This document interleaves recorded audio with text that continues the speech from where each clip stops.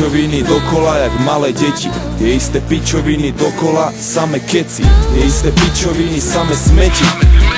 Zapičuj si na fóre, na pič, nech vedia všetci. No aspoň hovor k veci, hlavne si nemil veci. Daj nejaké veľké názory a nelen veľké reči. Všetci ste najmúdrejší len na internete. Všetci radi pičujete a sami pičujete.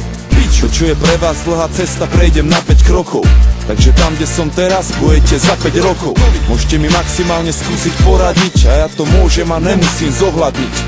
Nemôžete ma zastaviť a nemôžete ma ani spomaliť. Aj ten najrýchlejší z vás je na mňa stále pomalý. 1.6, čistá dikcia, sme to, nejsme tipci a máme kvalitný materiál a to je fakt, a ne fikcia. Stále tie isté pičovinky, tie isté sračky. Povedz mi to, keď ma stretneš vonku, dám ti facky. Žebráci sú silní, iba keď sú schovaní. Keď ich stretneš na ulici, tak sú dosraní. Brácho, nenávisť a závisť proste patria k tejto hre. Nech si o mne hovoria čo chcú, ja som v pohode. Nerozháču ma ich pohľady a priebané reči. Ja sa na nich ujebávam, lebo ich mám v piči. Viem, že lúzeri nás nenávidia, ale bohužiaľ sme tu, sme späť, máme kvalitný materiál. Nevydal nás univerzál, jebať máme iný deal. A sme príliš silní na to, aby si nás zastavil.